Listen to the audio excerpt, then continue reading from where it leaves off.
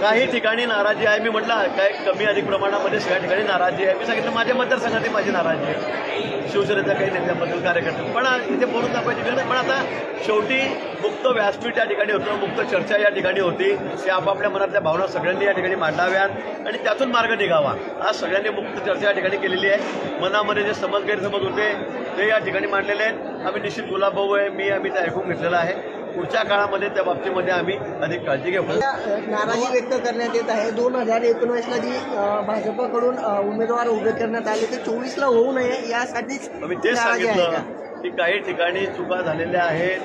महाराष्ट्रभर राज्यावर पाहिलं तर काही ठिकाणी आमच्याकडून झाल्या, काही इकडनं झालेल्या आहेत. कोण नाही म्हणतात, जिल्ह्यामध्ये पण झालेल्या आहेत. आणि म्हणून ती चूक दुरुस्त करावी, ती व्हावी, त्या दृष्टीने आजची बैठक होती. नाराजी नाही आहे, कुटुंबाची बैठक आहे आणि कुटुंबाच्या बैठकीमध्ये या गोष्टी सांगितल्या पाहिजे.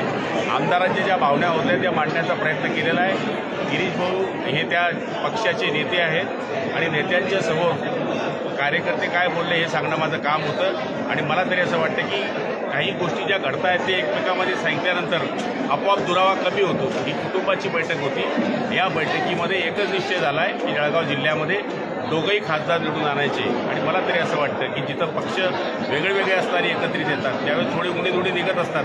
याचा अर्थ आम्ही काही एकमेकांच्या विरोधात आहोत हे डोक्यातून काढून टाका.